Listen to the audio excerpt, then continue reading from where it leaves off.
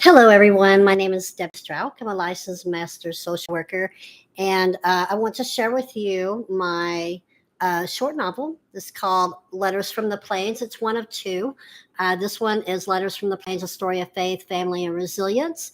And the other one is called Faith Between Two Shores, which is a story about friendships among Haitian women, three Haitian friends who come to America and go to school.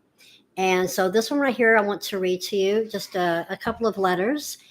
This is going to be from the 1920s and 1930s in the Midwest, with an aunt and a niece writing back and forth to each other about their family, communities, farm life, and children, and raising children. And I think that you'll get a lot out of this book. I'm going to read just a couple of letters to you. Chapter 1, Letters from the Plains. And this is by Johanna, the niece.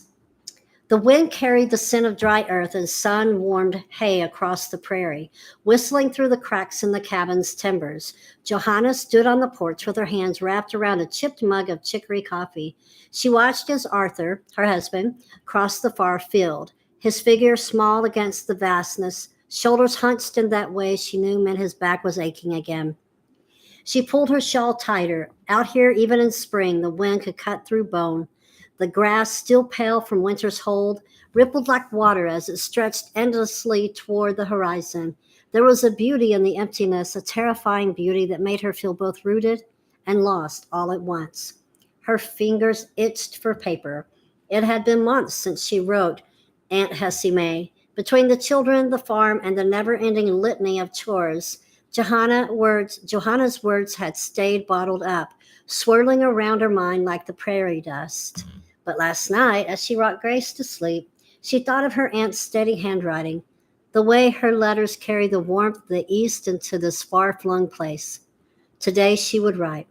She set Gracie in her cradle, wiped her hands on her apron, and settled at the kitchen table with a stub of pencil and a square rough of paper. Dear Hessie Mae, greetings in the name of our Lord. Auntie Hess, I do not even know where to begin except to say that God has been showing his hand here on the plains in ways both mighty and mysterious. You will not believe it. We have been blessed with two more milking cows, healthy ones too.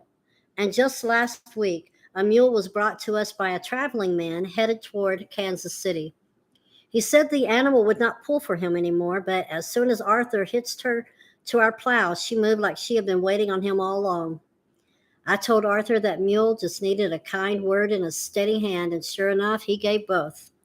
We have also taken on another boarder, a widow woman from over the hill. Her name is Mrs. Bellamy, and she is quiet, keeps mostly to herself. She lost her husband to a fever that swept through their farm 2 weeks ago. Poor Miss Johnson did not stand a chance. He withered away like the last of the autumn leaves. The town has been bringing bread and jars of preserves to his widow. Bessie Sue and Arthur have been helping her eldest with the fence line. Folks do what they can out here. But Hess, it's the hard truth. A woman with children and no man does not last long on the prairie. I reckon most widows end up back east with their people if they have any. And now I must tell you something heavier than all that. I have been carrying it quietly, like a stone in my apron pocket, weighing me down. Auntie, I am with child again. I have not even told Arthur yet. It is not that he would not be overjoyed. He is a good and gentle man, always has been. It is just, Hessie, I'm scared. After the last ones we lost, I do not know if I have it in me to go through another grief. And we are already stretched near the breaking point with what the farm and the girls and keeping the house. Arthur works sun up to sun down, trying to hold us all together. Sometimes I watch him from the porch, hoe in hand, back bent like a willow in the wind, and I wonder how much more we are expected to bear. Do you remember that check you sent us last spring? $10, Hess. $10 may not seem much in the city, but it was manna from heaven out here. You sent it just after the grasshoppers came, millions of them, eating everything in their path. And then the hail that nearly destroyed half of the crops. We lost a cow to the fever, and those cursed hill varmints got to the chickens again.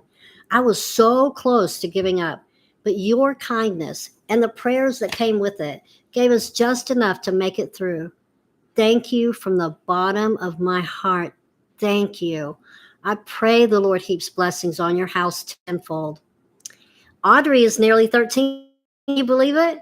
She is always scribbling in that little book of hers, writing stories or copying verses. And there is a boy, of course, Haddon. He is 15 and works at the mill when school lets out. Tall, polite, hardworking, and I hear he comes from good stock. You know how important that is in our family like ours. Maydell, on the other hand, is still under Arthur's close watch. He is stricter with her than I would like sometimes, but I know it's just his way of protecting his girls. She has a wild streak, that one. Always climbing trees or chasing the pigs barefoot. I love her spirit, but Lord, help the boy whoever tries to court her. There is something about life out here that keeps your soul anchored and your bones tired.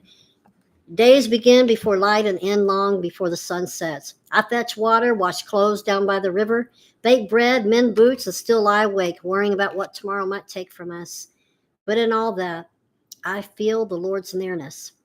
He walks with me when I hang laundry and whispers peace when I kneel at night beside the bed.